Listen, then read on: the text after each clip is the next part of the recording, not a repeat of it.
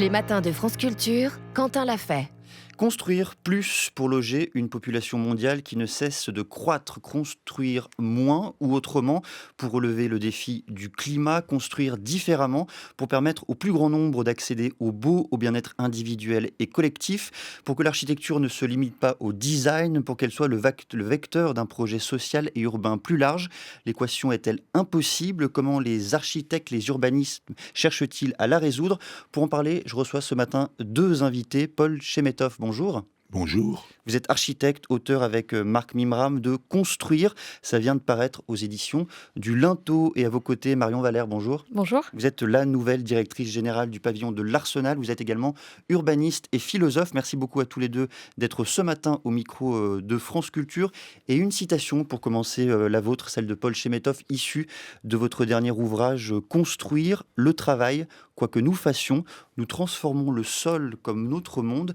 Et c'est vrai que c'est peut-être le fil rouge de cet ouvrage, l'architecture comme un art de la transformation. Qu'est-ce que ça veut dire pour vous? Qu'est-ce que c'est que cet art, justement, de la transformation, Paul Chemetov? Ce n'est pas qu'un art, c'est une action tout d'abord. Quoi que vous fassiez, vous dessinez une ligne et ça devient un mur. Donc, vous engagez dans votre activité de projet une responsabilité qui s'enchaîne. Et avant le mur, vous avez un terrain. Après, vous avez une bâtisse. Donc, vous commencez par transformer les choses. Et forcément, les gens qui vont habiter dans ces choses. Donc, vous ne pouvez pas échapper à cette responsabilité en disant « je ne suis qu'un designer, je ne suis que l'habilleur de ces tournois ». Non. Vous êtes dans la patte du monde et allons plus loin. Vous disiez tout à l'heure que le nombre des humains va croissant, mais ce n'est pas seulement cela, c'est quelle vie donne-t-on à ces humains? Est-ce qu'on accepte que les uns habitent avec nos standards et les autres dans des sous-sols, dans des caves, dans des huttes, dans des bidonvilles? On en parle aujourd'hui dans les Antilles et dans le Soleil Indien. Voilà. C'est une action, vous l'avez dit en premier lieu, c'est d'abord une action. L'architecture, c'est aussi un art. Vous parlez d'art de la transformation. Comment vous liez justement ces deux concepts? Comment vous passez de l'action à l'art de la transformation? Parce que c'est un métier. L'architecture est un métier. Peut-être un art, mais dans le sens que ce mot, dans la locution arts et métiers, c'est pas l'architecture n'est pas la peinture, si vous voulez, qui est un art. Vous accrochez un tableau sur un mur, vous n'empêchez pas un autre tableau d'être. Quand vous bâtissez quelque chose, une autre chose ne va pas être bâtie à la place. Donc il y a un côté irrémédiable, grave, responsable de votre activité. Notre activité. Marion Valère, qu'est-ce que ça vous évoque, cet art de la transformation? Vous êtes, je le rappelle, la nouvelle directrice générale du pavillon de l'Arsenal et en quelque sorte, vous êtes en première ligne pour observer ces transformations et notamment ces transformations sur la ville et sur Paris. Je pense que c'est très important de dire que l'architecture est un art de la transformation et pas seulement de la construction. C'est vrai qu'on a parfois résumé l'architecture à la construction, donc à la création de mètres carrés, alors qu'en fait, c'est avant tout de la transformation. Et en fait, c'est le premier choix écologique en architecture, celui de transformer, c'est-à-dire de donner une seconde vie au bâtiment. On a accueilli au pavillon de l'Arsenal, donc le centre d'architecture et d'urbanisme de Paris, une exposition qui s'appelait « Conserver, adapter, transmettre » et qui montrait en fait comment tous les bâtiments peuvent avoir une seconde vie. On montrait comment à Paris, on peut transformer aujourd'hui des parkings ou des garages en logements. On montrait aussi comment est-ce qu'une tour de bureau peut devenir un bâtiment de logement ou comment une maternité peut devenir une école. Et donc en fait, aujourd'hui, c'est ça la priorité dans l'architecture. C'est nous ce qu'on essaye de montrer au pavillon de l'Arsenal, c'est vraiment comment est-ce qu'on réinvente tous les bâtiments existants pour en faire autre chose. Parce qu'en faisant ça, on a une économie de matière. En fait, on économise de la matière première en amont et puis aussi on préserve le patrimoine. Vous avez fait signe, Paul Chemetov, quand Marion Valère a évoqué le triptyque conserver, adapter, transmettre. Qu'est-ce que ça vous évoque? Ah, mais je crois que c'est assez fondamental de parler ainsi, parce que ça va même au-delà de ce que vous disiez, de la transformation de l'existant. Il est bien certain que le bilan écologique de la destruction, reconstruction est catastrophique par rapport à la transformation. Il y a limite à ça. Certains bâtiments, malheureusement, sont inhabitables, parce que vraiment trop mal construits. Mais c'est une infime minorité, si vous voulez. La majorité des choses peut se recycler. Mais le temps, il faut se rendre compte d'une chose, le temps de la ville est lent. Il y a encore à Paris des traces du Cardo Decumanus romain. C'est tout cela, si vous voulez. Si vous effaciez tout ça, vous arriveriez à des villes sans passé, sans mémoire, sans culture, sans plaisir de vivre. C'est cette accumulation de couches de strates qui fait le temps long de la ville et embarquer avec elle de l'architecture. Dans Construire, que vous venez de faire paraître aux éditions du Linteau, Paul Chemetov, avec votre co-auteur Marc Mimram, vous avez pardonnez-moi, vous avez des mots très forts sur la responsabilité de l'architecte. Quelle est-elle, cette responsabilité ? Je crois déjà avoir abordé un peu ces questions il y a quelques minutes. La responsabilité, c'est que vous transformez les choses. Vous n'êtes pas une aile de papillon. Ce que nous faisons, ce que nous transformons, pèse des tonnes, abrite des gens, dure, doit permettre aux gens non seulement de vivre comme dans les costumes d'une pièce de théâtre, mais de vivre, de meubler, de transformer eux-mêmes à l'intérieur des volumes que l'on leur offre. C'est ce passage de témoin très compliqué, et parce que les architectes sont aussi des habitants. Donc, on ne peut pas dire d'un côté, il y a ceux qui savent, et de l'autre côté, ceux qui ne savent pas. C'est une chaîne dans laquelle les uns peut-être ont plus de compétences et de métiers que les autres, mais dans la vie quotidienne, l'expertise des habitants, elle est infinie. Dans des sujets plus compliqués, un peu moins. Mais c'est donc l'architecture, ça se disait au début du siècle passé, est un art social. Je crois que en disant ça, on résume notre position. Nous ne sommes pas des papillons, hélas. Marion Valère, nous ne sommes pas des papillons. Et quelle est la responsabilité, selon vous, des architectes, peut-être aussi des urbanistes que vous connaissez bien ? C'est une très grande responsabilité, d'abord parce qu'on va chercher des ressources. Donc on impacte d'abord un paysage lointain ou proche. C'est vrai qu'on ne connaît pas toujours la composition des matériaux de construction. Moi, je pense que c'est intéressant toujours de se dire, imaginons un matériau de construction comme de la nourriture. Est-ce qu'on sait un petit peu ce qu'il y a autour de nous ? Est-ce qu'on sait ce qui compose nos bâtiments ? Peu de gens savent que le béton est composé, par exemple, de beaucoup de sable, qui est une ressource finie, qu'il a besoin de beaucoup d'eau. Et donc, il faut déjà, en tant qu'architecte, se poser ces questions en fait, de la provenance de la matière. Et puis ensuite, comme le disait Paul Chemetov, la question de l'impact sur un paysage immédiat.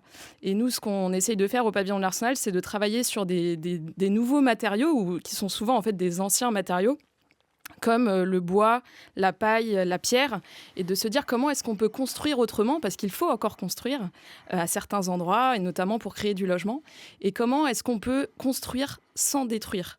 C'est-à-dire construire sans détruire un paysage lointain et sans détruire un sol. Parce que le sol est une ressource vivante très très importante pour les animaux, pour la flore aussi.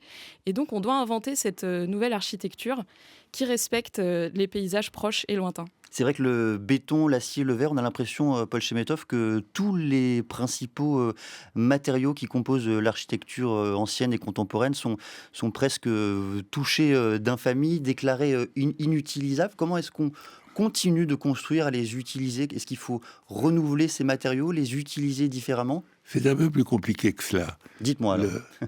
Toute construction est un assemblage. Donc, on ne peut pas supposer des maisons tout en bois. Les forêts françaises n'y résisteraient pas. Et on continuerait à dépieter l'Amazone, en quelque sorte. On ne peut pas construire tout en verre. Il faut quelques opacités. On ne peut pas construire tout en métal. une vitre ne peut pas être en métal. Donc, forcément, la construction assemble les composites, je dirais même au même titre que la cuisine. Maintenant, ce que disait Marion Valère est exact.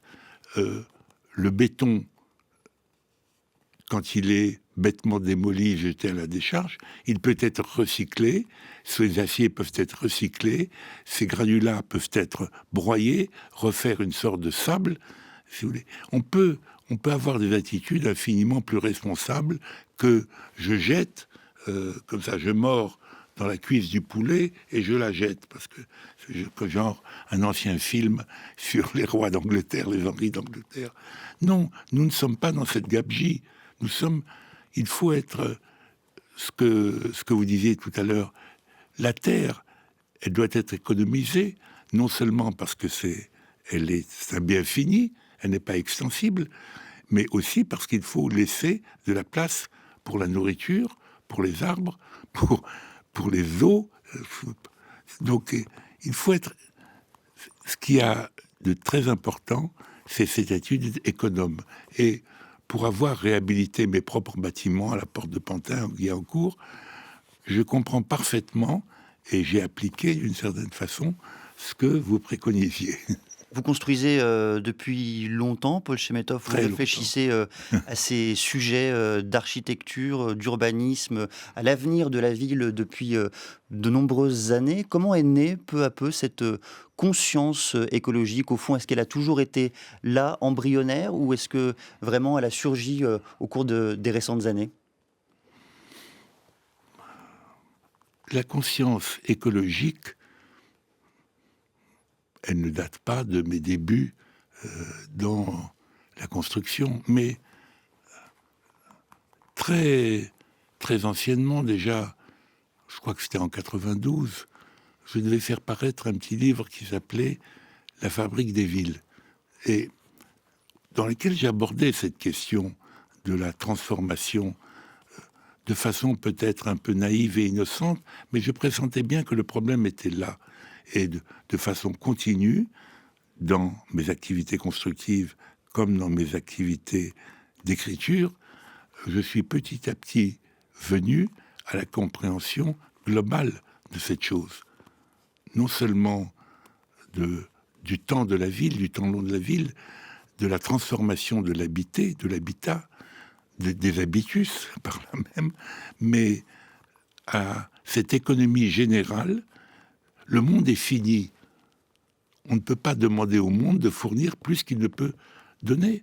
Actuellement, dans la situation actuelle, nous épuisons les ressources annuelles dès le mois d'août. C'est-à-dire qu'on vit à crédit, si j'ose dire, sur un monde qui se rétrécit et qui va devenir de plus en plus petit si nous continuons notre gabegie actuelle. Elle n'est pas possible, elle n'est pas tenable. Marion Valère, comment ces enjeux, ces questions traversent aujourd'hui la profession des architectes et des urbanistes? Est-ce que c'est vraiment une question de tout premier plan? Est-ce qu'il n'y a pas d'exception au fond dans celles et ceux qui y réfléchissent? Je pense que les architectes et les urbanistes ont un rôle majeur à jouer puisque, comme le disait Paul Chemetov, ils transforment vraiment le territoire. Et donc, par leur action, ils peuvent aussi montrer comment est-ce que l'écologie peut s'incarner, comment est-ce que l'écologie peut être belle.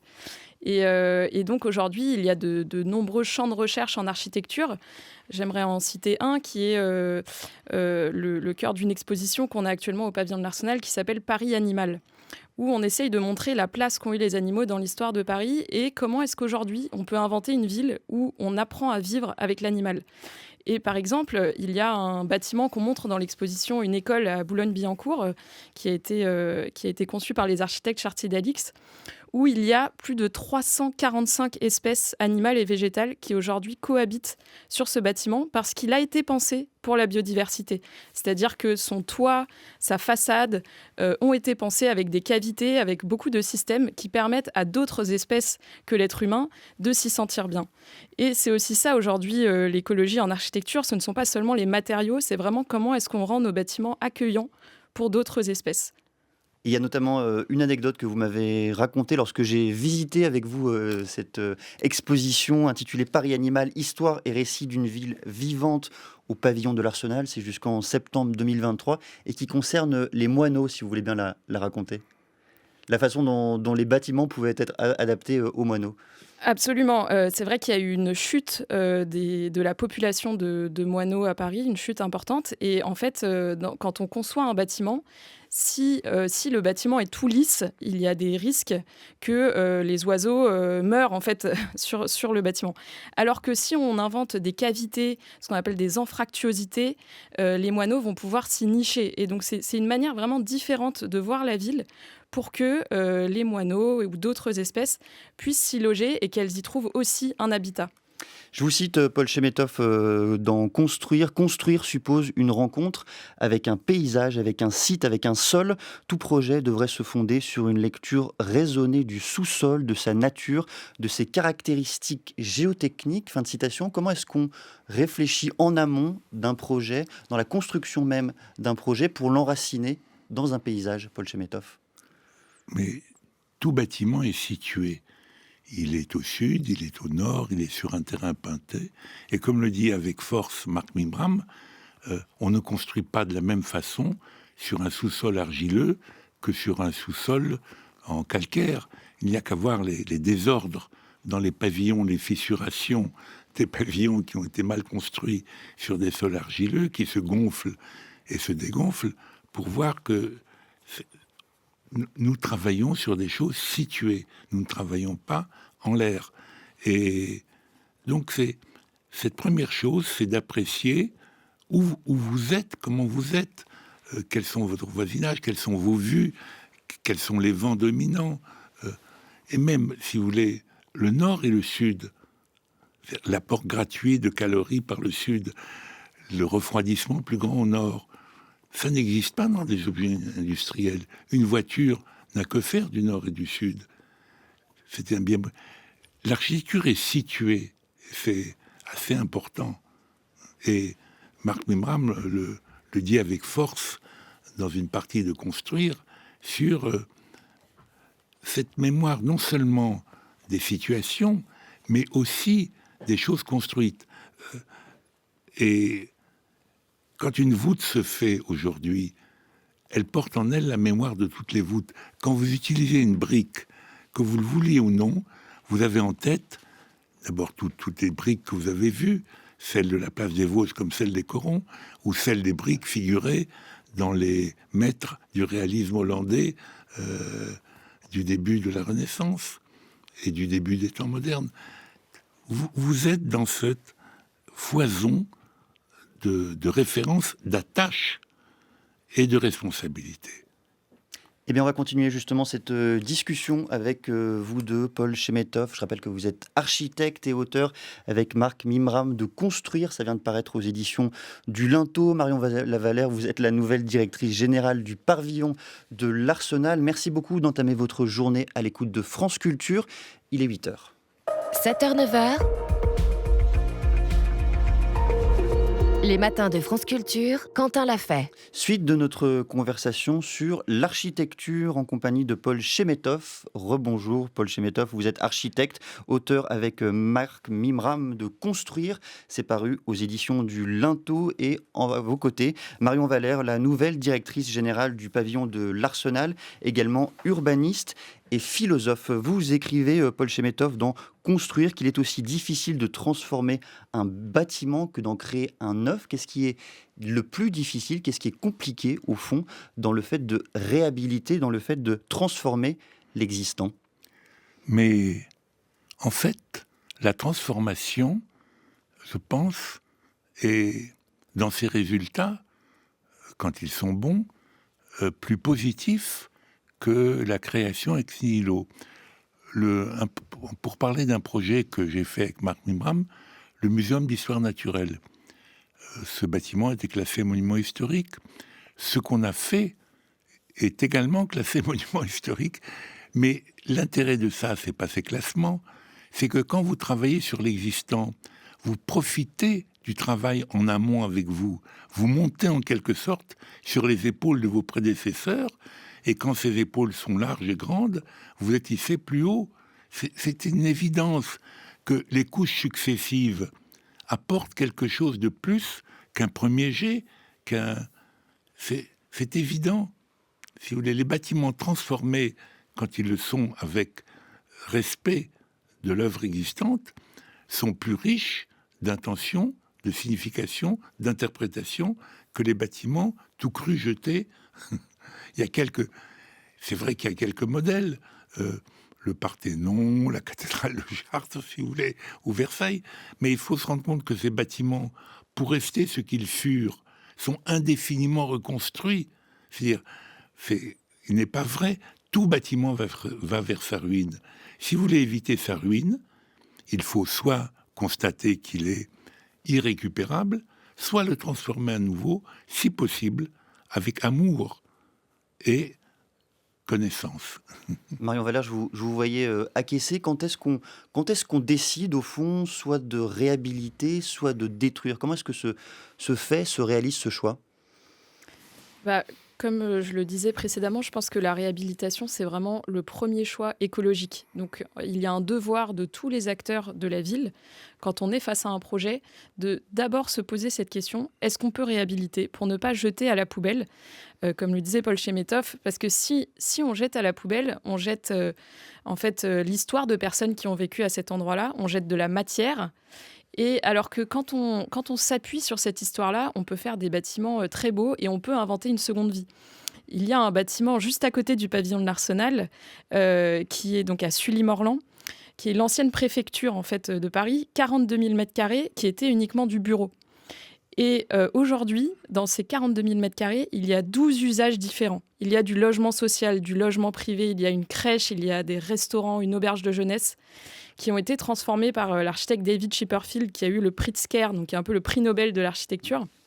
Et je vous invite vraiment à aller voir ce bâtiment parce qu'il montre comment, d'un bâtiment qui pouvait sembler assez austère, finalement, on peut créer un lieu de vie. Et donc, je pense vraiment que quand on se pose cette question dès le début d'un projet, est-ce qu'on peut transformer?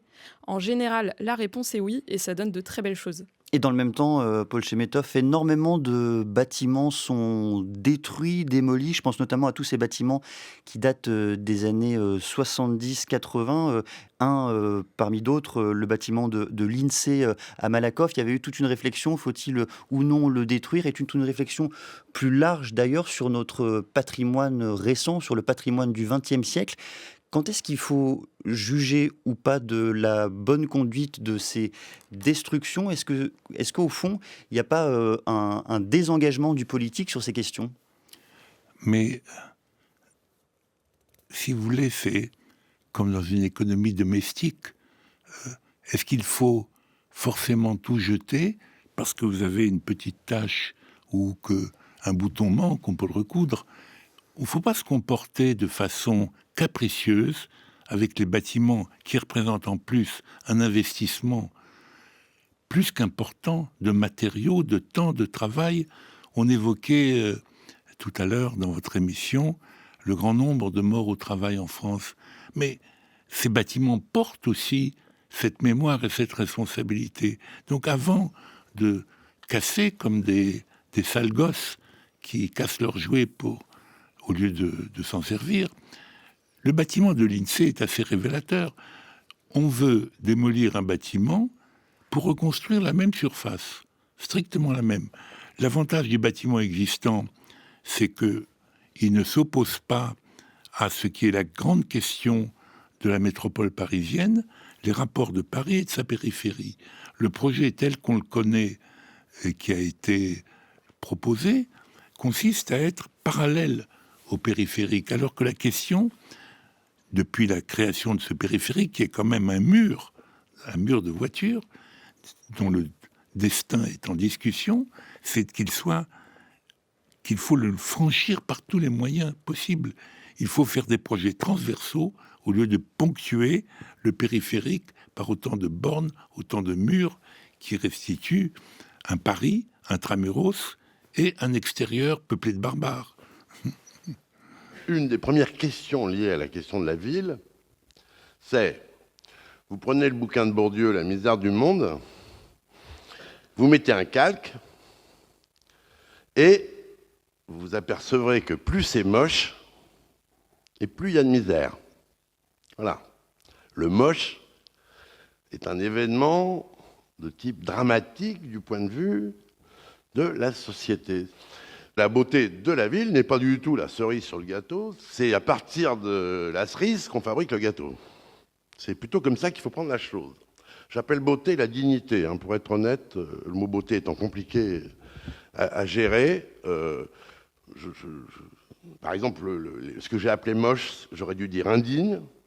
Les grands ensembles sont indignes. Et puis, quand ils sont beaux, ils sont dignes. Donc on a qu'à plutôt remplacer le mot beau par digne, mais enfin, on voit après de quoi il s'agit. Roland Castro, architecte et personnage, architecte engagé et personnage attachant, disparu en mars dernier. On l'entendait ici dans une conférence de 2010 au Collège de France. Marion Valère, une réaction peut-être sur la responsabilité esthétique aussi des architectes que Roland Castro imbrique ici dans la question sociale ? Alors la beauté en architecture, c'est une question très complexe qu'on a essayé, nous, de décoder un peu via une exposition au pavillon de l'Arsenal qui s'appelait « La beauté d'une ville ». Et avec des chercheurs, on se posait cette question, finalement, qu'est-ce que la beauté aujourd'hui et qu'est-ce que la beauté à l'heure de la transition écologique ? Parce que ce n'est pas un sujet gratuit. C'est-à-dire qu'aujourd'hui, il y a une responsabilité éthique et je pense qu'on doit poser la question de la beauté dans ces termes-là. C'est-à-dire, pour faire le lien avec le sujet de la réhabilitation qu'on évoquait juste avant, un bâtiment qui va être beau, c'est aussi un bâtiment qui respecte l'histoire du site. C'est un bâtiment qui ne détruit pas un autre paysage. Et ce sont des matériaux qui sont les bons matériaux choisis au bon endroit. Et c'est ça qui crée de la beauté, en fait. Et il y a une voie pour une beauté écologique, je pense, où les bâtiments sont transformés de manière harmonieuse et où on laisse toute sa place à la végétalisation et à la faune et à la flore. Parce qu'aujourd'hui, on parle de beauté, mais il y a un sujet de survie dans les villes qu'on ne peut pas ignorer. C'est-à-dire comment est-ce qu'on survit quand il y aura des températures extrêmement hautes. Et donc, en fait, c'est cette nouvelle beauté qu'on doit inventer qui nous permet de survivre en ville. Et qui crée de la beauté. Je crois que c'est pas incompatible en fait. Paul Chemetov, Marion Valère vient d'évoquer la beauté écologique. Qu'est-ce que ça vous évoque pour le coup ? Je suis mal à l'aise avec ce terme de beauté, parce que, évidemment, ce que disait Roland Castro, la dignité, ce que vous évoquiez aussi d'une certaine façon, c'est la fierté que peuvent avoir les gens, les habitants, nos semblables, d'habiter dans tel ou tel lieu, et des signes de reconnaissance, de mémoire, d'histoire qui sont là agglomérés. Mais c'est un sujet très compliqué, je le disais, ça recoupe les questions de goût. Et les questions de goût, elles sont genrées, elles sont socialisées. Le bon goût, le mauvais goût, ça n'existe pas. Chaque catégorie a le sien. Est-ce l'accumulation ? Est-ce le mur nu dont parlait Fernand Léger, devant lesquels on colle les gens qui sont tout effrayés? Il est certain que cette question est centrale dans notre activité, dans nos activités, pas seulement celle des architectes, celle des politiques, celle des intellectuels. Cette question est centrale, mais on ne peut pas l'aborder suivant les catégories habituelles de l'esthétique ancienne, de l'esthétique kantienne, par exemple. Voilà, c'est vraiment une question fondamentale qui devrait nous tarauder et pour y apporter nos réponses contemporaines, responsables et interrogatives quand même. Il ne faut pas s'ériger en gardien, en possesseur absolu de la beauté. C'est une chose qui est partagée. Si elle n'est pas partagée, elle est forcément aristocratique d'un côté et servile de l'autre. Un extrait, Paul Chemetov, du livre que vous co-signez avec Marc Mimra, mais qui s'intitule « Construire ». Souvenons-nous de la boutade d'Adolphe Loos. Loos, pardonnez-moi. On se promène sur les rives d'un lac des Alpes. Tout va bien et à ce moment-là, on aperçoit une maison d'architecte. Comme un coup de pistolet dans un concert, notre travail est-il ressenti comme une violence? Il faut l'admettre pour dépasser la juxtaposition de ce qui est et de ce que nous apportons. Le travail d'architecte, la fonction même d'architecte, c'est parfois vécu comme une violence, Paul Chemetov? Mais forcément, je l'évoquais tout à l'heure en disant que vous ne pouvez pas comparer la...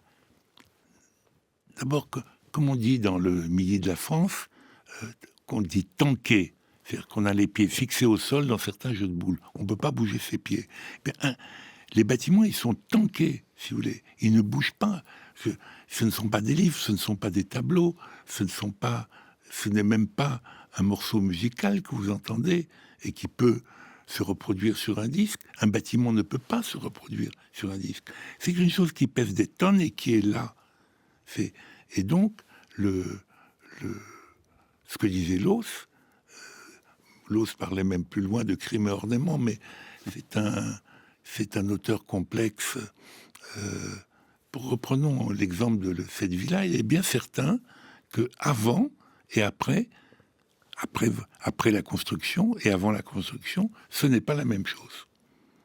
Comment vous comprenez, vous, Marion Valeur, cette interrogation formulée par Paul Chemetov et Marc Mimram? Notre travail est-il ressenti comme une violence?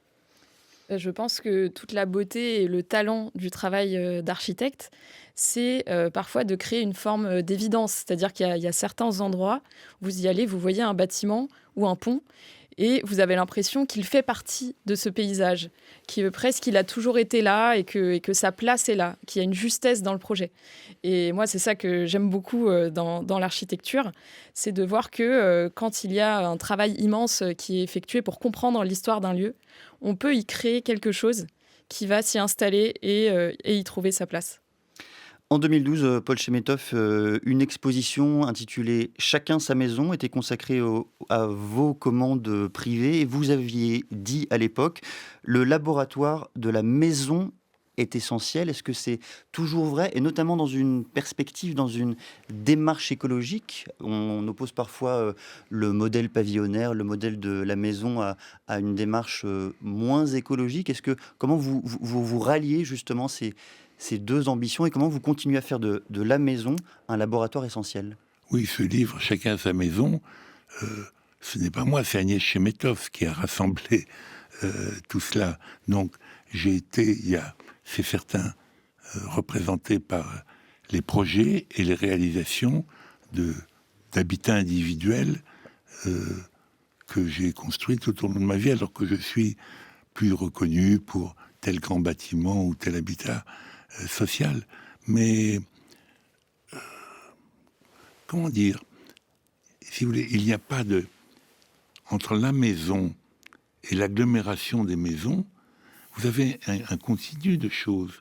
Si vous ne concevez pas dans un immeuble que c'est une agglomération de maisons, vous faites quoi? Vous faites Sarcelles, ou vous faites la Courneuve avant sa destruction, les 4000. C'est la répétition du même à l'infini. Si vous n'acceptez pas qu'il y a un espace extérieur public qui est partagé, un espace de distribution intérieur aux maisons, qui a déjà un autre statut, qui établit le standing commun, ou la revendication commune, ou l'appropriation commune des gens, et chacun des appartements est une maison, et doit être une maison. Et l'épidémie de Covid, le travail à domicile, l'ont rappelé avec force. Il faut un lieu. Il ne suffit pas de dire il faut un lieu, une cuisine, un séjour. Il faut aussi éventuellement un lieu pour s'isoler. Il faut un espace extérieur à tout prix, qu'il soit un jardinet au bas d'un rez-de-chaussée ou un très grand balcon à l'étage dont on peut prendre possession, pas une chose pour y mettre seulement une cage d'oiseau ou un pot de fleurs avec une tomate. Non, c'est cette transformation de l'objet de l'habité, c'est l'appartement, la maison, qui permettra, je crois, d'offrir une issue au tout pavillonnaire. Si vous n'offrez pas dans les maisons ce que les habitants cherchent dans leur pavillon, c'est un extérieur, et la capacité de bricoler chez eux, il est bien certain que si vous construisez un mur de refend, un mur porteur tous les 3,50 m, vous n'avez aucune latitude de transformation. Il faut qu'on puisse enlever une cloison, bouger une porte dans le temps, si vous voulez. Les bâtiments tels qu'ils sont construits aujourd'hui sont extrêmement solides. Ils vont durer un siècle avec un minimum d'entretien. C'est la première fois dans l'histoire de l'humanité que l'allongement de la vie des gens et l'allongement de la vie des bâtiments coïncident. Et donc, il faut prendre la mesure et la responsabilité de cette nouvelle situation. Marion Valère, une réaction, est-ce que c'est un chemin que trace Paul Chemetov pour remettre en cause le modèle du tout pavillonnaire ? Je pense que déjà, il faut respecter l'existant. Il y a énormément de pavillons aujourd'hui en France et donc se pose la question de qu'est-ce qu'on en fait. C'est-à-dire, si on dit juste « Ah, c'est un mauvais modèle », très bien, mais il y a beaucoup de personnes qui vivent dans le modèle pavillonnaire et donc on peut le transformer. C'est-à-dire qu'il y a là beaucoup d'espace et nous, on a accompagné un projet au pavillon de l'Arsenal qui s'appelait IUDO, qui consistait en fait à travailler sur ce pavillonnaire existant et se dire est-ce que on peut ajouter quelque chose, parce qu'il y a aussi des personnes qui ont des baisses de revenus à la retraite qui sont dans le pavillonnaire, et on peut parfois ajouter, par exemple, un logement étudiant, faire un complément de revenus. Et on peut, comme ça, de manière assez douce, transformer ces espaces qui sont importants pour y amener plus de personnes, plus de villes, et comme cela, on peut le faire évoluer. Paul Chemetov, dans Construire, vous commencez votre texte par la remise en cause d'une scission entre architecte d'un côté et ingénieur de l'autre. Pourquoi le dépassement de cette frontière vous paraît au fond si importante, même si nécessaire ? Il y a une exception française en la matière qui remonte à l'école des beaux-arts, à l'académisme, dans lequel le beau dont on parlait serait le privilège des architectes, et les ingénieurs, ce seraient des bestiaux calculateurs qui feraient que ça tienne. C'est plus compliqué que ça, si vous voulez. Dans tous les projets que j'ai faits avec Marc Mimram, dans lesquels il a été soit mon conseil, soit ingénieur, que ce soit le ministère des Finances, que ce soit la Jetée à la Défense, que ce soit l'atelier Masséna que j'occupe, que ce soit le muséum, l'apport de Marc Mimram a été différent, complémentaire, mais aussi important que le mien. C'est de cette partie de tennis, de ping-pong, que le projet se nourrit. Il n'est pas un simple dessin, il est construit. Construire, c'est donner forme. Et cette forme, elle n'est pas le privilège des architectes, elle est aussi le fait de la nécessité. La gravité, ça existe. Les secousses sismiques, ça existe, le vent, ça existe, la prise au vent, etc., etc. Donc, dans tous les pays que j'estime civilisés, le rôle des ingénieurs n'est pas d'être des simples calculateurs. Du reste, Freycinet, le grand ingénieur français, l'inventeur de la prise de contrainte, qui dessinait fort bien, vous voyez les premiers croquis de Freycinet, et ces ingénieurs lui disent « ça tient pas ». Et Freycinet leur dit froidement « refaites vos calculs ». C'est l'ingénieur. Si l'ingénieur est un calculateur, il est absolument aujourd'hui remplacé par les ordinateurs. S'il est un concepteur, qu'il y a plusieurs solutions, si vous voulez, il n'y a pas qu'une solution à un problème constructif. Et c'est dans ce choix des solutions, dans cette pluralité de conceptions, d'approches, que les ingénieurs et les architectes se retrouvent du même côté de l'action. Marion Valère, ce mur présent, historique, entre architecte d'un côté et ingénieur de l'autre, il est en train de s'effriter peu à peu, ou il reste extrêmement solide ? Je pense qu'aujourd'hui, construire ou transformer, c'est vraiment une action très, très collective. On parlait tout à l'heure des enjeux du vivant, de comprendre un sol, comprendre comment un bâtiment peut accueillir la faune. Pour faire cela, on a besoin d'un nombre de corps de métier qui est immense. Donc je pense que c'est ça le plus important. C'est-à-dire qu'on a besoin d'écologues, de paysagistes, de personnes qui comprennent ce qui va être bien pour tout type d'espèces. Et donc aujourd'hui, vraiment, c'est ça le plus important. Et l'architecte, il a un rôle majeur à jouer, un peu de chef d'orchestre là-dedans, pour orchestrer toutes ces disciplines et créer quelque chose d'utile et de beau. C'est aussi votre conception, Paul Chemetov, du rôle de l'architecte au sein d'une équipe, c'est être le chef d'orchestre en quelques mots? Oui, on peut dire ça, mais si vous voulez, pour revenir à ce que nous disions tout à l'heure, en Suisse, par exemple, il y a une société des ingénieurs et architectes qui sont, non pas comme deux corporations opposées, mais un même ensemble d'approches. Et c'est ce même ensemble d'approches, dans la complexité que vient de décrire Marion Waller, qu'il faut opérer. Pas comme deux mondes opposés, deux équipes de football qui s'affrontent et qui doivent l'une triompher, l'autre perdre. Non, c'est stupide. C'est stupide. Eh bien, merci beaucoup à tous les deux. Paul Chemetov, je rappelle que vous êtes architecte et auteur avec Marc Mimram de Construire. Ça vient de paraître aux éditions du Linteau. Marion Waller, vous êtes la nouvelle directrice générale du pavillon de l'Arsenal. Merci beaucoup à tous les deux d'être venus ce matin au matin de France Culture.